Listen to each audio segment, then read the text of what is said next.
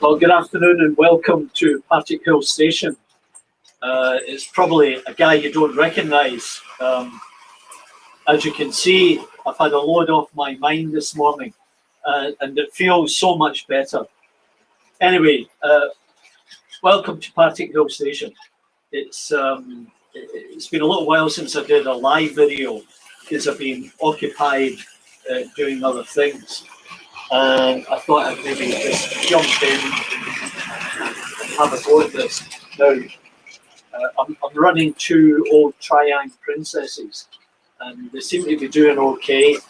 I have the odd issue with the coaches derailing, and that will be solved with the addition of some new metal wheels from Hattons via Hornby, and I'm trying to address that on an ongoing basis. So a big shout out to Alan in the Loft at Upland Junction for his travelogue and historic train journey. He's certainly been at some great places and of note. It's got a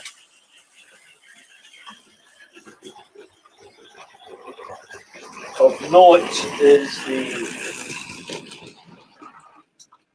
the trip to Strathspey Heritage Centre. Now, I've been to Strathspey. It's a great little spot, and we get some really good examples up there. And it looked as if Alan really enjoyed his time there. And it's like everything else, there is so much to see, and you can only cover so much and so many things in a certain period of time. You know, he didn't go into Glasgow, he crossed the Erskine Bridge, and that's down the river from Glasgow, bypassing the city in doing that. There are a couple of big stations in Glasgow, and there's a transportation museum down by the river, close to the SCC where Rail Scotland was held.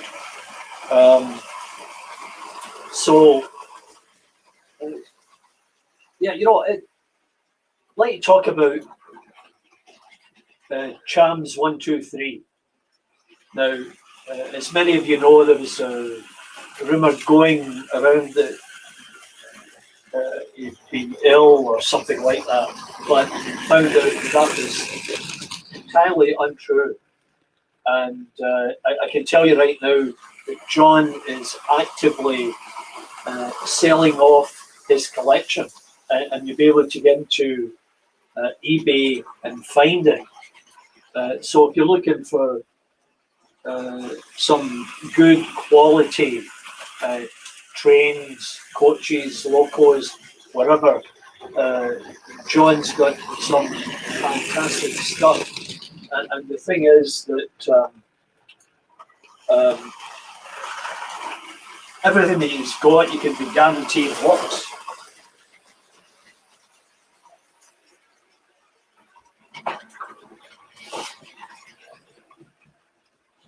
So, yeah, you know, get in there and see what you can see. At least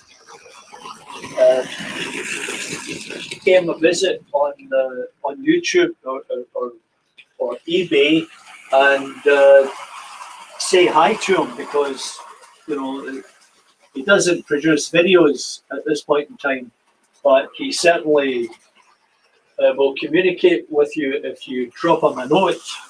So, and I called him a couple of times, and I'll do so again, because he's a real interesting chap, and I'd like to at some point get over there and maybe stop by and say hello and check out his layout.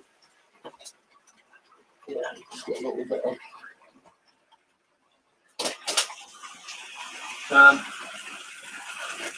So Trish over at Double O'Neill, here's a little project that I'm going to be doing. I know that you like to build a kit and chat with everybody who tunes in. This is an original Airfix footbridge with an 8.5-inch span, and that will go very nicely there between those two platforms. So I will get to that. Another thing that I've got going that I'll be working on later is this oil tank. I'm going to build a little wall around it and add a few other components to it, but that's something else I'll get into. Of interest to Rob Johnson are these flowers, because Rob sent me some flower boxes for the platform, and I recently just found these at the local arts and crafts store. Might just need to cut them down a little bit because they were made really for a dollhouse. I guess big business, this dollhouse stuff. I'm going to see if we can get this one. Yeah. Anyway, yeah, so Chris over at Double O'Neill, and then the Monday Club. I like joining in the Monday Club. I can see everybody in there that's participating. Recognise a few handles. I don't always get their names right, but I'm working on it. And it's always good to see what they've got running there.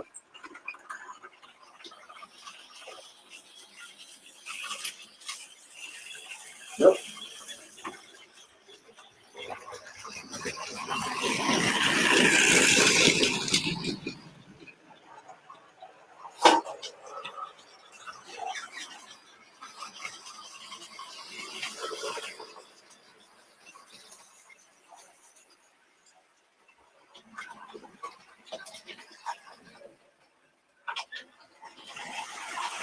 Yeah, as I said, the problem with the old tri-irons is they're temperamental.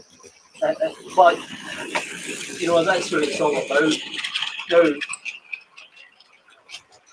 I'm just wondering if anybody can hear me, or is everybody tuned in?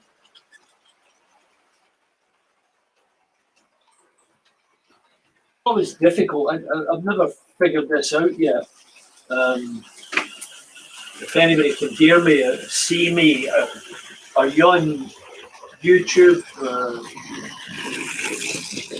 Have you stumbled over me? What's the story? So on another topic, you know, when you go into YouTube, you see all kinds of interesting things. And, you know, I do Instagram and I do YouTube, and sometimes I'm on Twitter, not so often.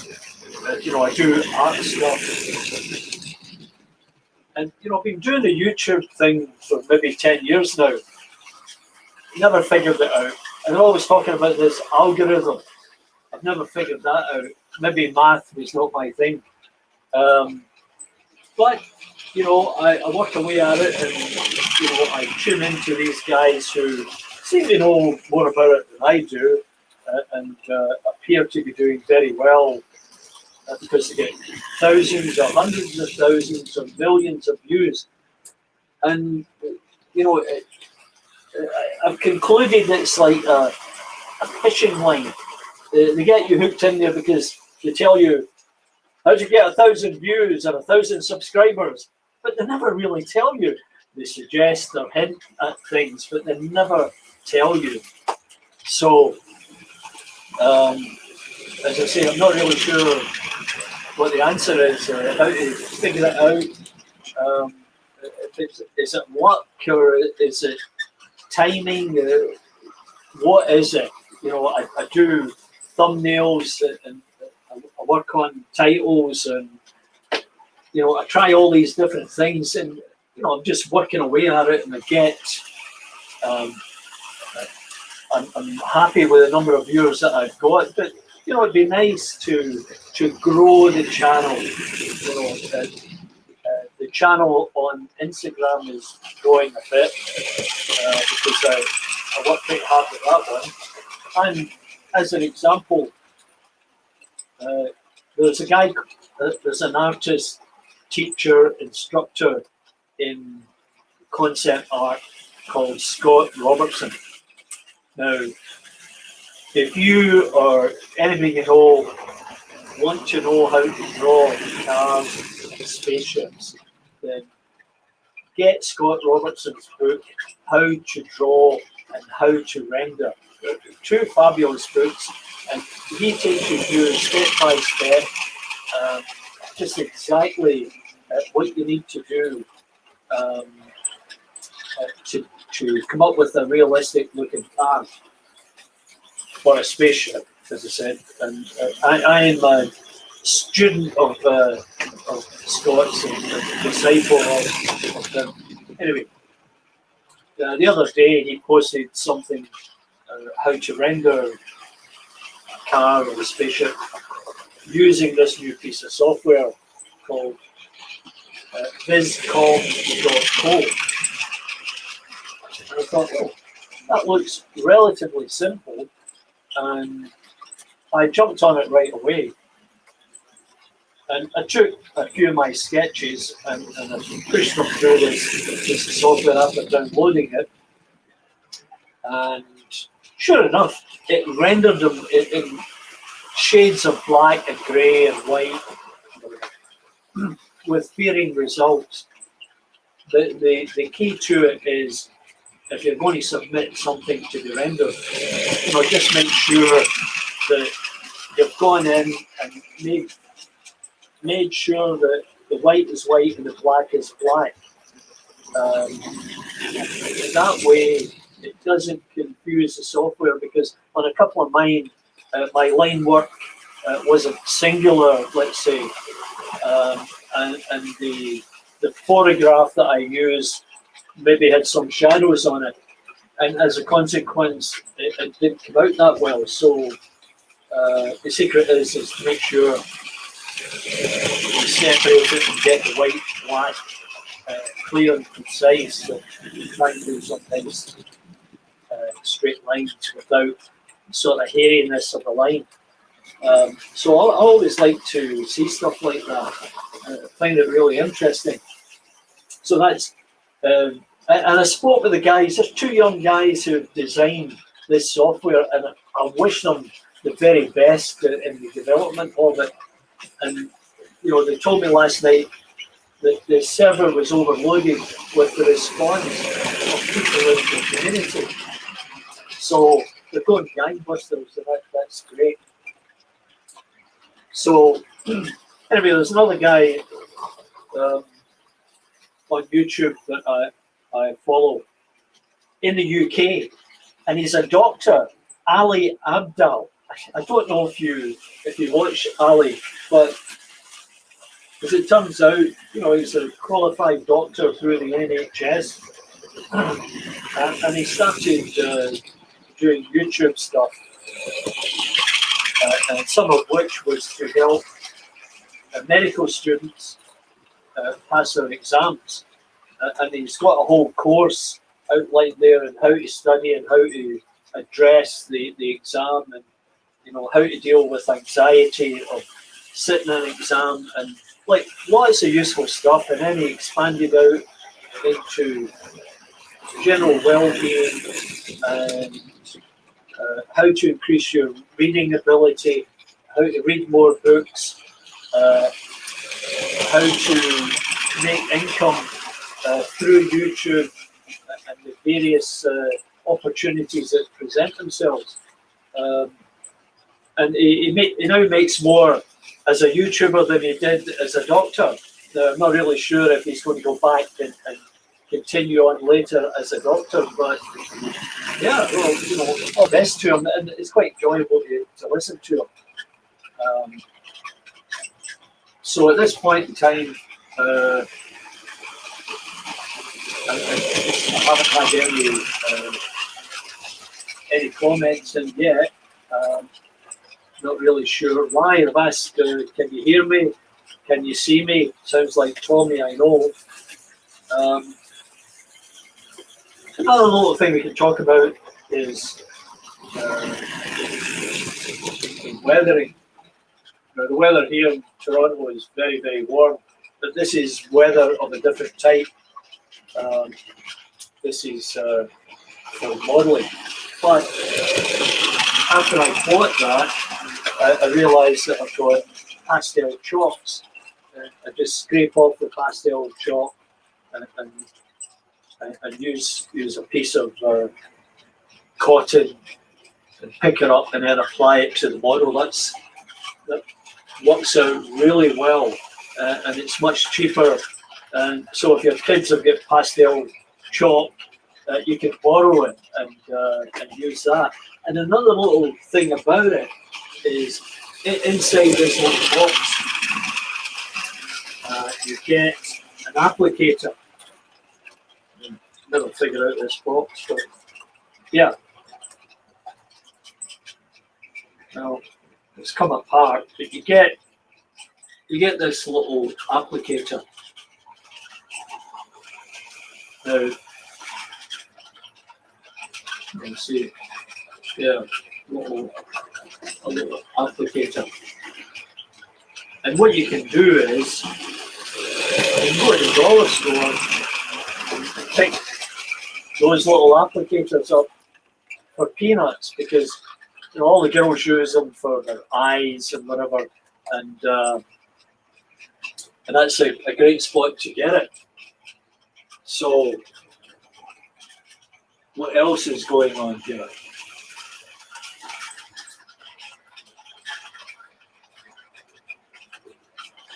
Yeah, I'm wondering why. Where is everybody? Are you all working? What is happening?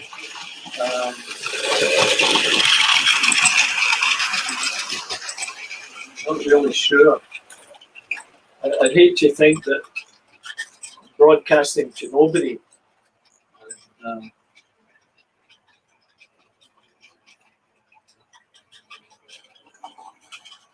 So what has everybody been up to?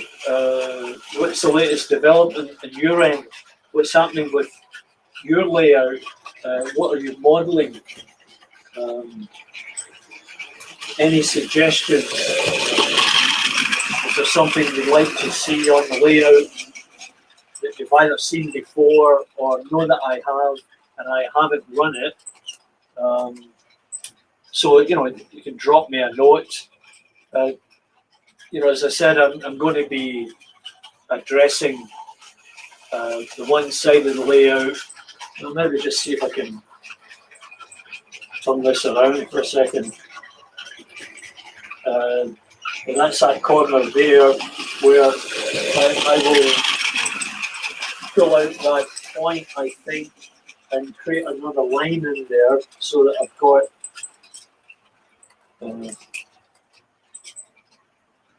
got three lines running. And hopefully by that time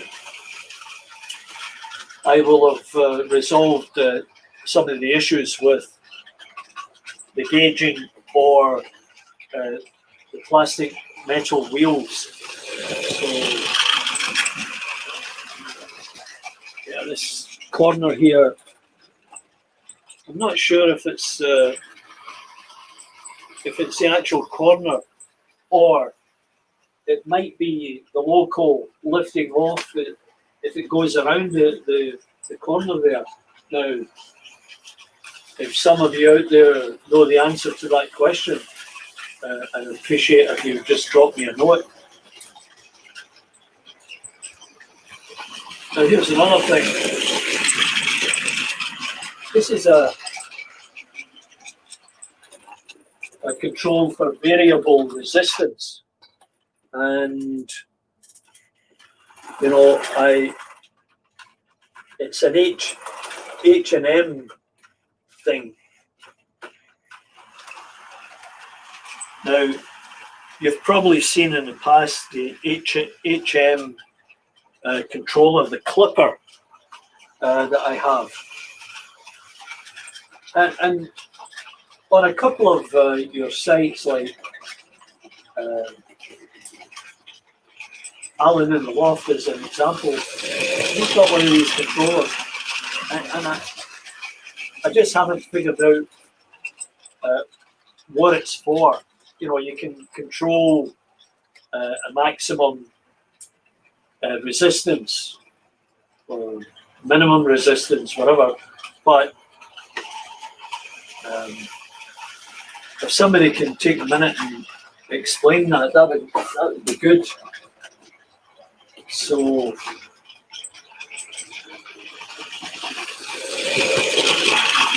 it tells me that I'm live, and I'm going to jump into YouTube. We'll have a look on YouTube. So it tells me that I'm live, and I'm going to jump into YouTube. We'll have a look on YouTube. So it tells me that I'm live.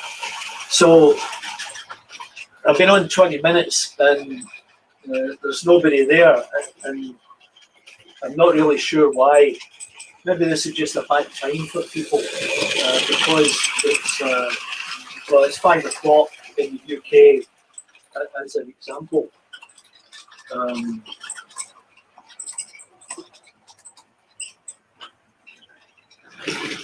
Yeah, it's slowed down there again. Definitely a troublesome part of the layout. I'll need to look into that further. But yeah, you know, I find with the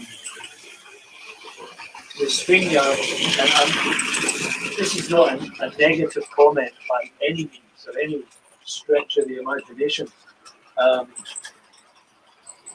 I just think that there are a lot of things you have to do when you're broadcasting, and I try to remember to do this, do that, and think, okay, right, so get the camera set up, make sure the camera's on, the audio is muted, and so on and so forth, so that I don't get echoes, the main thing, and that you can actually hear me.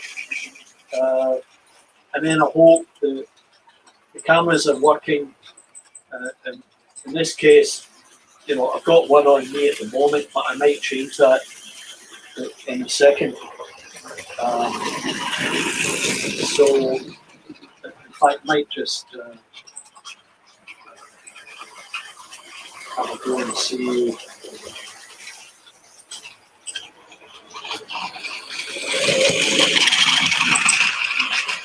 Yeah, so there's the other one. So I've got the Logitech Brio over on that side of the layout, and then I've got my iPhone 11 here. So that gives you the in and out of the station area.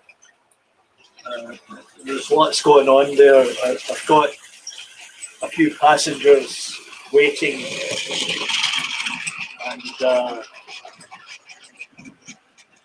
yeah, it sort of gives me a better look at what's going on here with that princess. And then I hear something on the other side. Yeah, and get another derailment.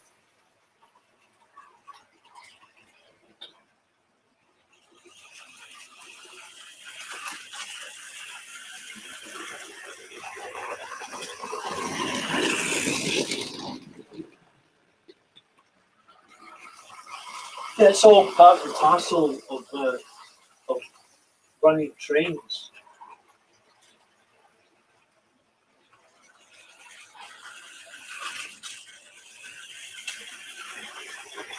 And the other thing is, if you get noticed that on my Triang BRLMS composite coaches, if I don't have a hook at either end of the coach, that can be a problem because, you know, the one hook between the two coaches doesn't really fully engage, and all it takes is just to go over a bad piece of track or a point, and it will disengage, and you'll end up going miles behind. That's why you always have to have a look around, see what's going on.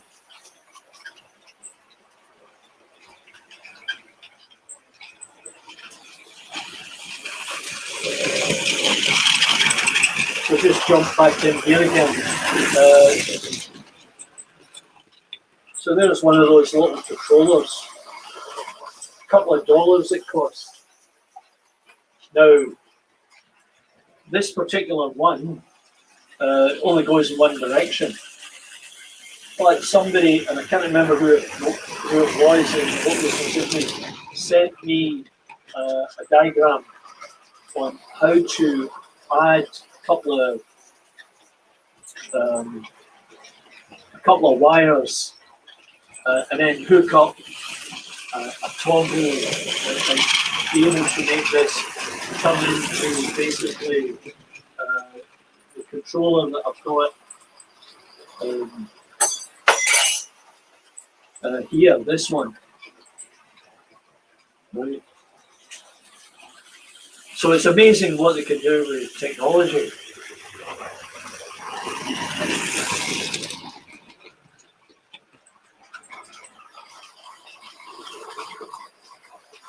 So I am awaiting another package from the UK, and it seems to be a long time coming. And that was I made up a list of parts that was needed, including the cogs for the Springfield motors. It just seems to be taking a long time to get here. Well, and a big shout out to Fluffers to Buffers. I love those two guys, Ben and Bob. At first I thought it was Bill and Ben, the Flower Pot men, but Bob and Ben, I guess that's good enough. I love their intros, fabulous.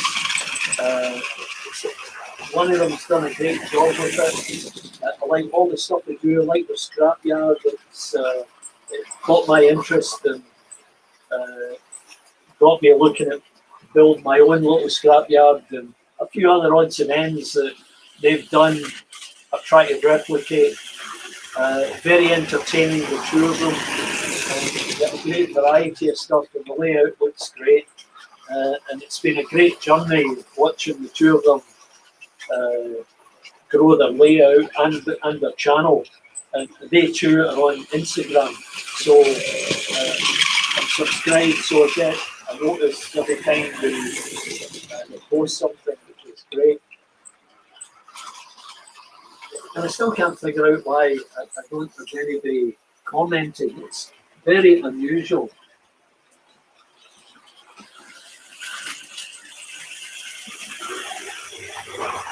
Comments are on.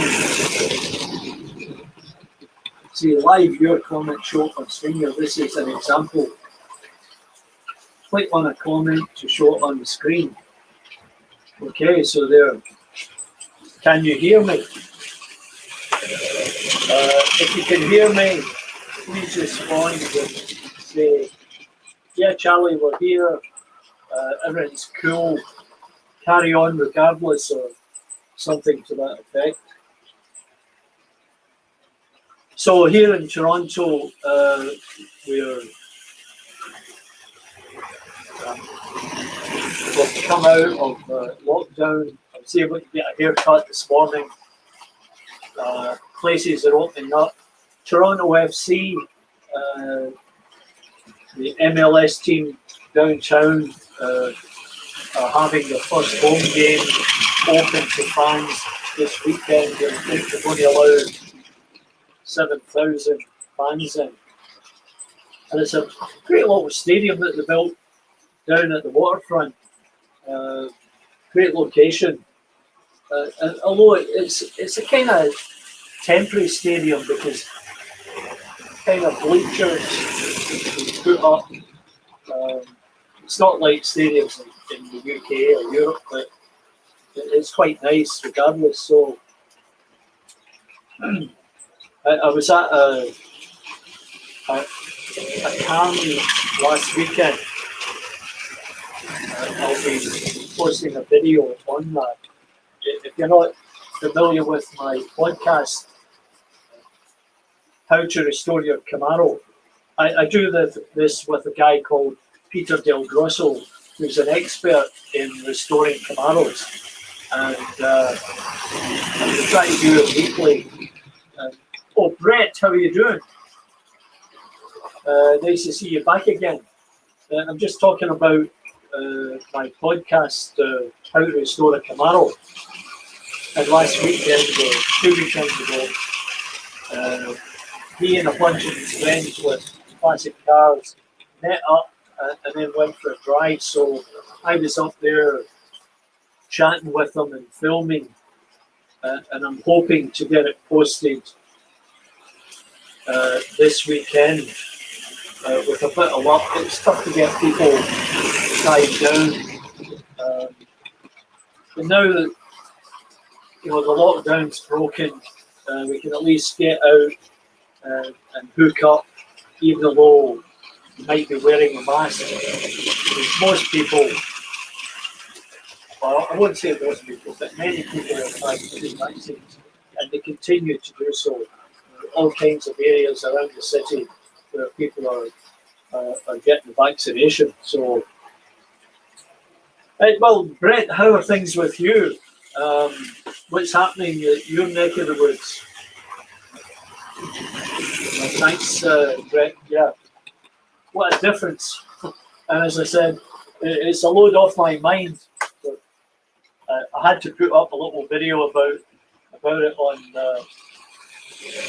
Facebook and Instagram, just so that people would actually recognise me again. Never a dull moment. Yeah.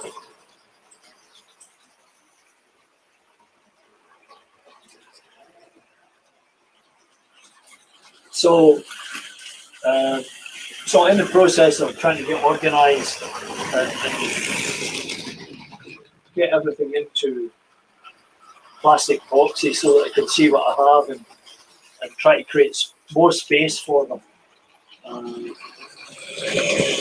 been going through them and selecting stuff that I want to sell because I have to acknowledge I'm never going to be able to get all of this up on the track, and it'll be a case of if I do, I have to be diligent in taking everything off, putting it back in a box and storing it, and then bringing something else out. And I thought definitely with the possibility of there being a motor railway show coming up later. Oh, you're getting a haircut too, Brett. That's good. Well, you have to post a video about it. We've started something here. How all these hippies ended up getting a haircut.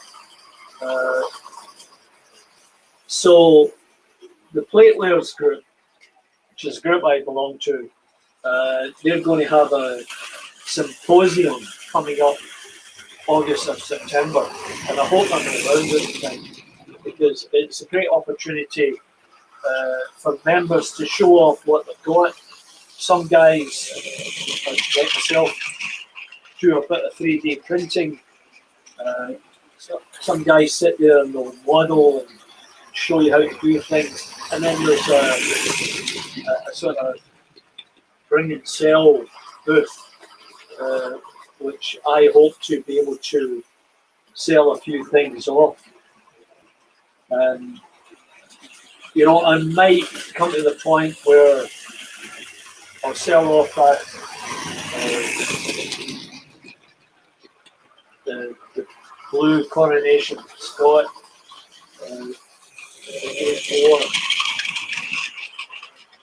because 7 or 8, 9 coaches are just too big for this layout. And I bring it out now and again run it a couple of times, and then put it away. Andrew Dobson, how are you? Well, see, there's 3 guys need a haircut. I got mine, so go and get your haircut and then do a little YouTube video. Anyway, so I'm not really sure. I'll be selling off wagons and coaches and stuff. And the problem is, you guys in the UK, even if I sold them at a reasonable price, it costs a lot for postage. And that's the problem. If I buy something from Hatton's, I don't have to pay VAT. So, you know, the cost of postage is offset by the cost of VAT. So it's okay that way. Anyway, we'll see how that all goes. Andrew or Brett, you get any idea about this variable resistance unit? It's part of the HM clipper, but I'm not really sure how to apply it and how to use it. Oh, Andrew, just give me a second. Oh well, Andrew, congratulations on that. That was a big bit of surgery. I've had a couple of surgeries myself, and great drugs, that's all I can say. Great drugs for us hippies. Well, I'm really glad to hear that you're recovering. When was that? Oh, a few weeks ago.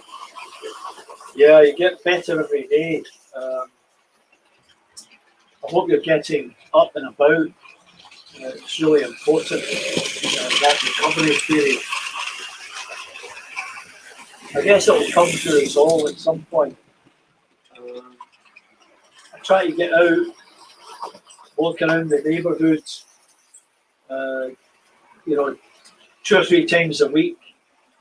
That keeps me in shape, and I try to eat healthy.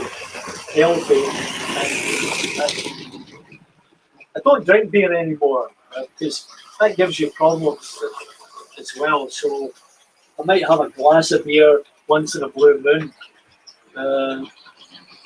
Rather just have a glass of wine and relax with that.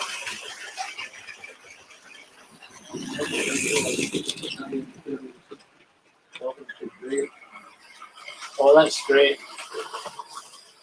Yeah, they really look after you when you're in there. I can say that for sure. I had a gallbladder removed. It wasn't keyhole surgery because it had exploded and made a right old mess. So I know the level of care that you get, and that's fantastic.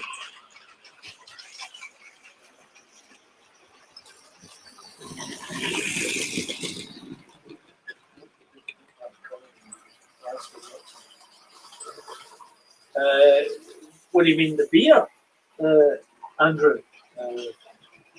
Well, yeah, you know, it's funny, whenever I go back and I hook up with friends or family, and oh, let's go to the pub, what are you having? Oh, no thanks. And they just look at you, what do you mean, no thanks?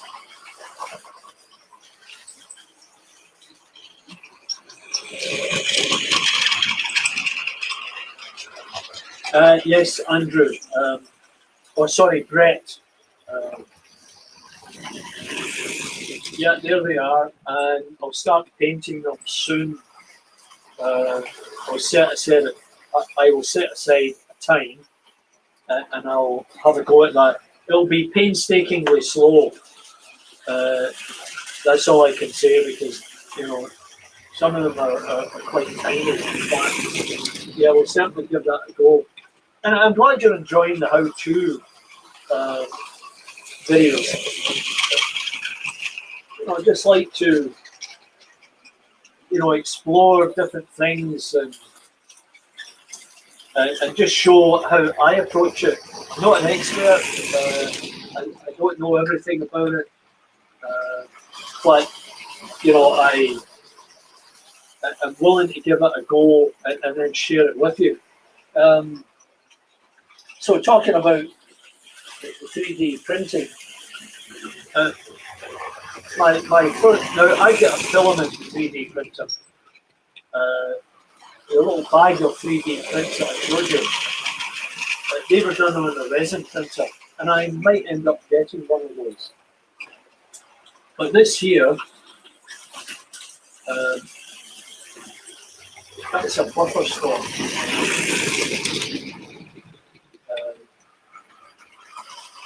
Now, that was my first attempt at 3D printing. As you can see, it didn't work out too well. And the reason being is I hadn't gone into the settings for the printer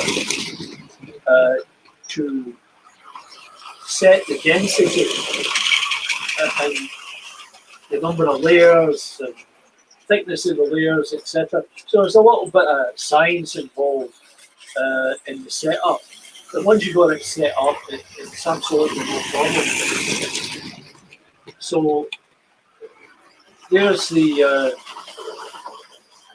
correctly printed buffer stock, and as you can see, I hope you can see this on the bottom. There are little slots there. Well, they go right over the rail, and let me just see if I can. Yeah. So,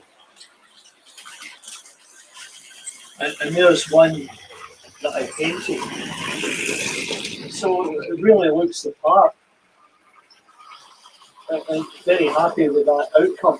And in fact, on this one, I might put an LED light.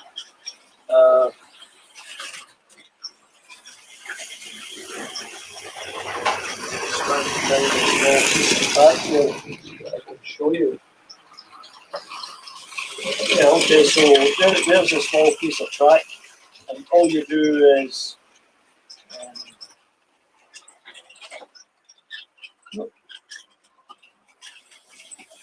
snap it on, and there you go. Right? So it's perfect.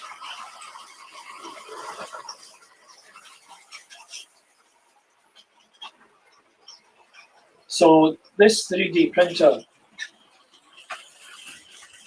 cost about $200. It's a sort of entry-level 3D printer.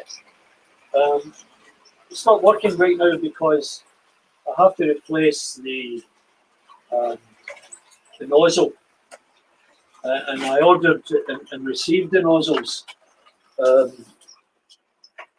but well, see if it's not one thing, it's another. It's all about paying attention, Charlie. So, as I said, it's an introductory level, and squeeze me while I.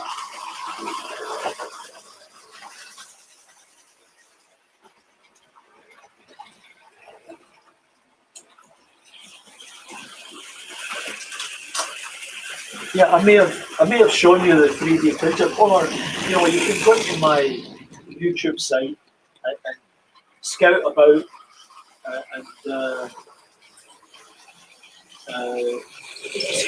scout about, and you'll see a video on the 3D printer. Yeah, practice makes perfect. It's the same way everything in life, right? I believe that.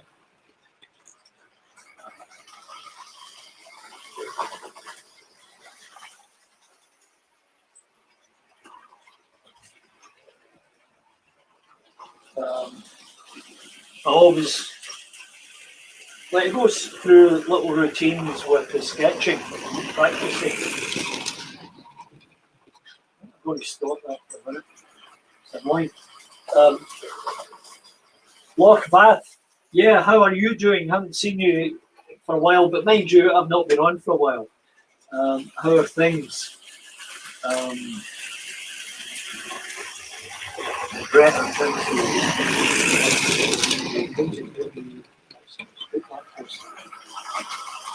yeah, anything's possible, Brett. But the key is you need to get the Stl files. That's the format that the 3D printer uses to translate from the model to printing. And it's a mathematical process.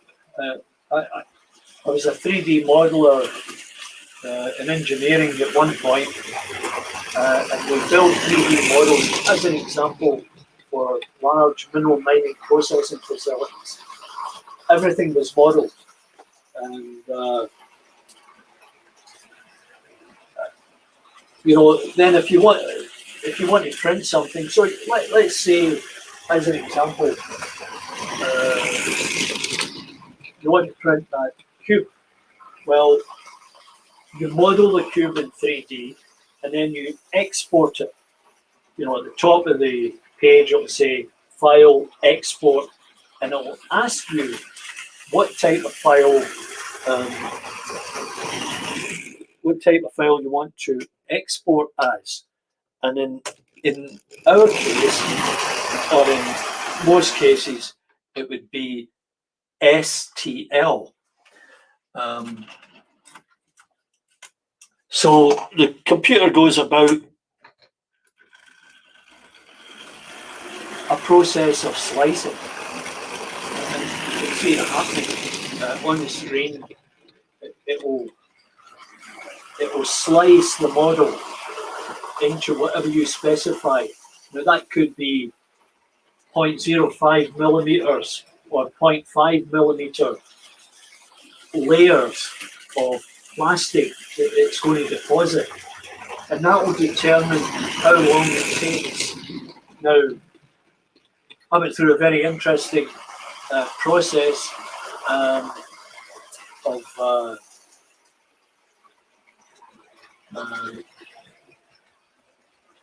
I built this model of the Acropolis in Athens,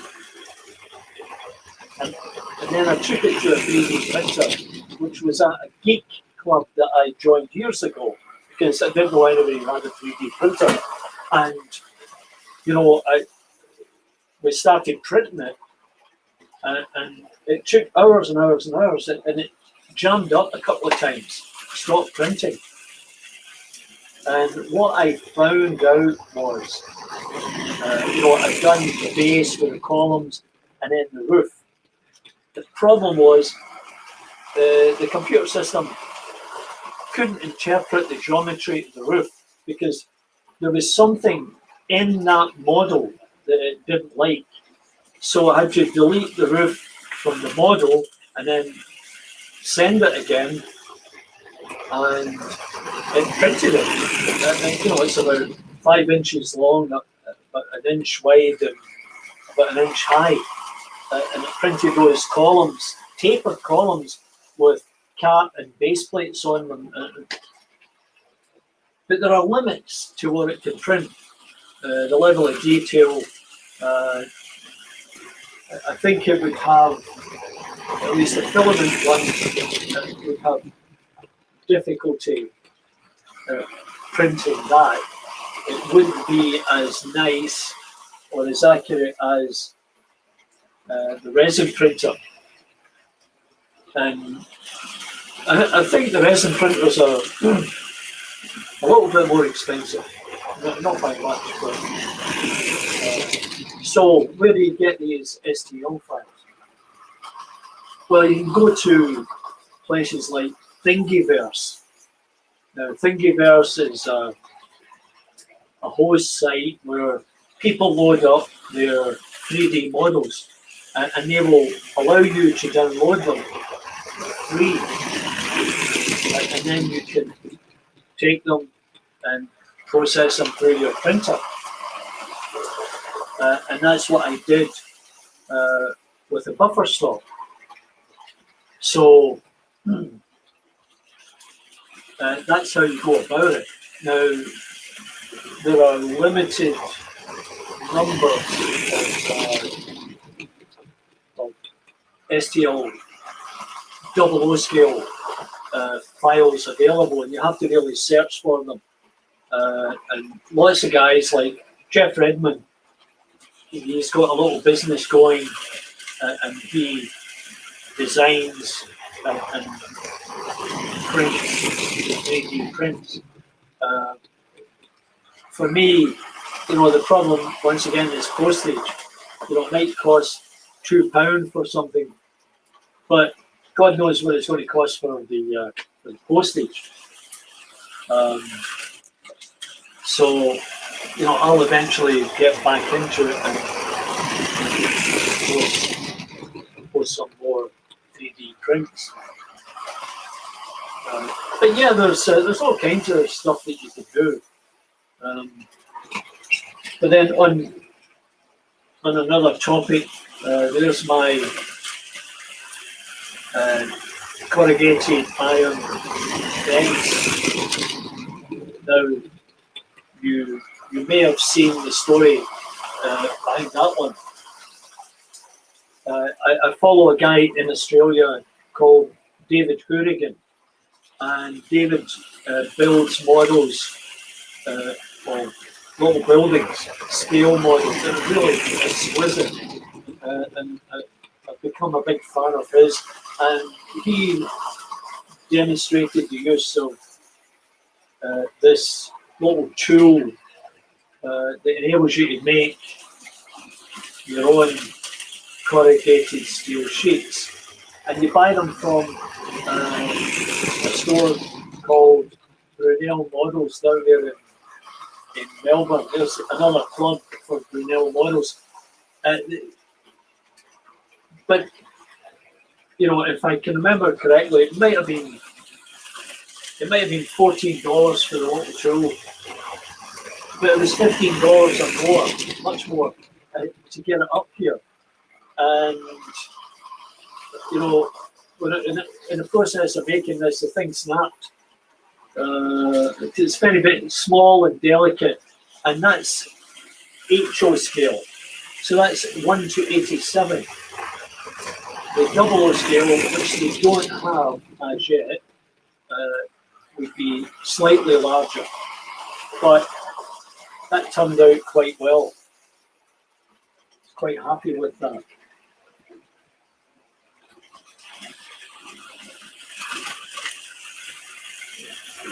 So, yeah, there's all kinds of things you can do, and spend your time modelling and fixing. Another ongoing project that I haven't been able to get to is my turbo, which is based on a Princess class locomotive, and I've been working on it, and still got a little bit more sanding to do before I think about painting it. I just find there's so many things to do, to be done. It's a distraction. I want to run the trains, but I've got to do this. I should do another video. All of that kind of stuff. Now, I asked Loch Bath if that was in the Highlands, and I'm sure it is, but I think he told me it was in Portugal or someplace, and I can't remember the exact connection, but maybe you can remind us.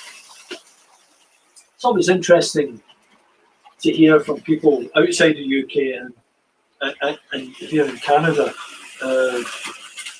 Like guys pop in from the US Brett, are you in Illinois or Michigan, or maybe I'm wrong, but can't remember exactly.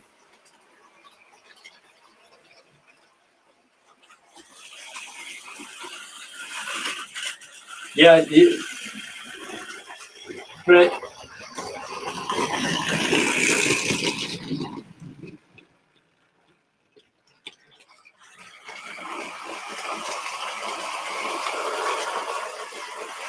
Yeah, so there's Brett. He's talking about a video he saw years ago.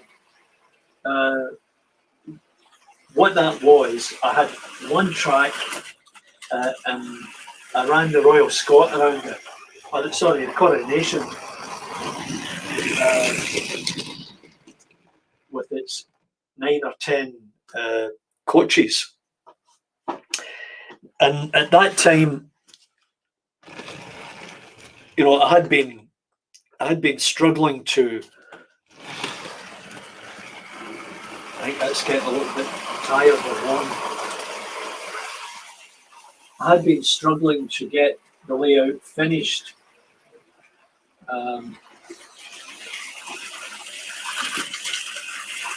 So, you know, I struggled on my own to build this layout, and it's sort of overkill because I used 2x4s for the most part, or 2x1s for the frames, and then I get plywood on top, and then home saw on top of that.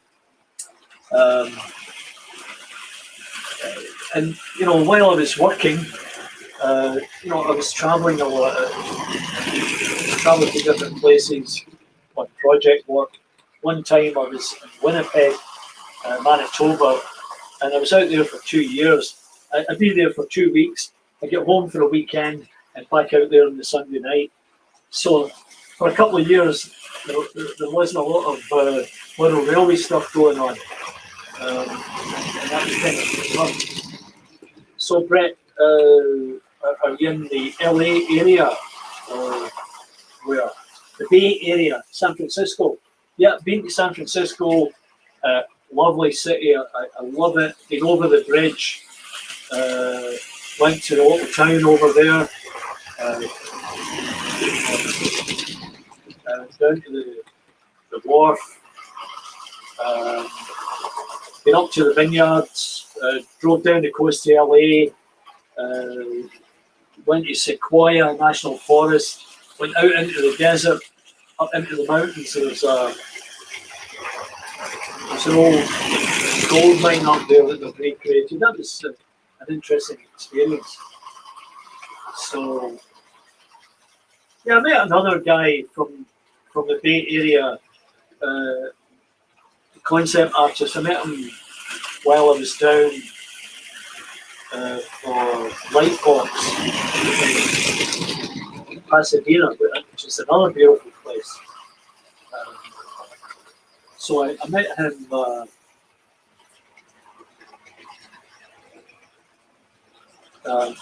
I met him there and correspond with him. He does some fabulous stuff, movies, TV, that kind of stuff. Really interesting. So, yeah, and, our daughter lives in Los Angeles.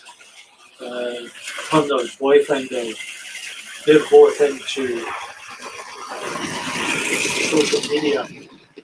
They're stars on YouTube. Yeah, whole different way of making a living. I was born too early. That's the way I look at it. And I keep telling my daughter, I was on YouTube long before you. You know, when I was on YouTube 10 years ago, you were still at high school. You didn't know anything about YouTube. Yeah, but that's life, right? You make the best of it. So, anyway, there's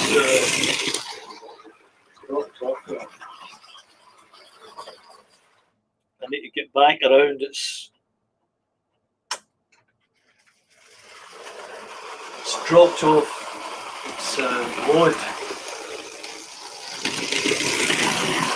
There's always room for improvement, and it's something I can work on for next time. I'll maybe bring out something else, and I'm sure people are getting to the point where they'll want to jump into other sites. Barnabas Junction, Jason. Yeah, I was in your site the other day there, and the site looks great, and the construction of the village looks great, and just like to sit and watch people see what they're doing. And the different layouts. I spend the morning for the most part going into YouTube and checking out what's going on. I'm going to see if I can get something out here. Just excuse me leaning over.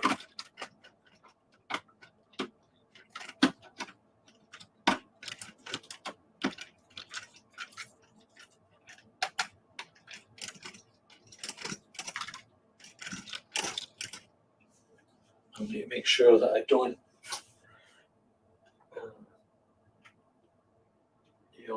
get back around there. Just bear with me.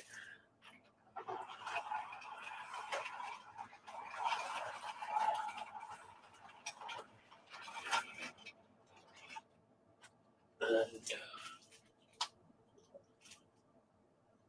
come around there. Okay, so let's see if we can get something rolling here.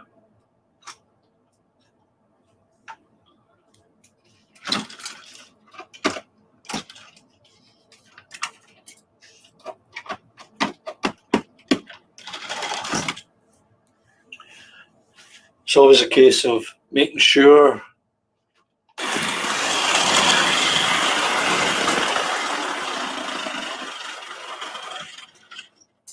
rather quick start.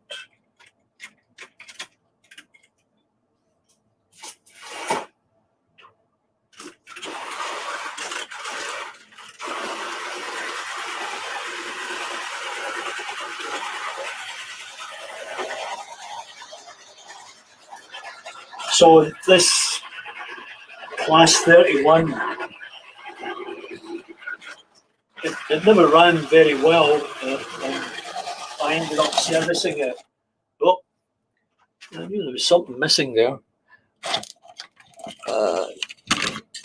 Pay attention, Charlie. I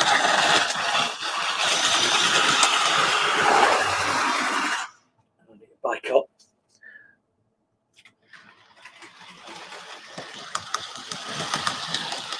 It should be the KISS system here.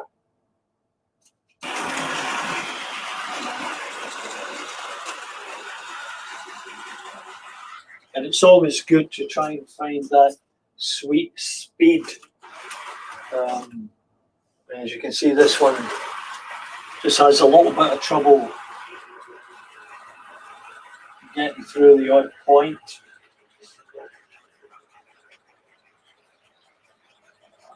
Okay, Brett, thanks very much for joining in. I know you've got hot weather down there too, so take it easy and make sure you get sunglasses on. We'll catch you next time. Bye for now. Well, that was good. Brett joining in from California. You never know who's going to pop by.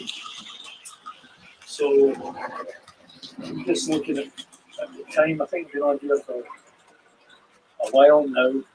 And yeah, so anyway, maybe for next time, if you've got any idea of what you'd like to see, or what you saw before you'd like to see again, or something you haven't seen for a while, well, same thing, or something that I have and you'd like to see, just drop me a note. And remember to give me the big thumbs up, as they say. And look forward to seeing you next time at Partickhill Station. Check out my Instagram, Charlie McGowan 1104, and you'll see some interesting artwork there. And thanks very much. Bye for now.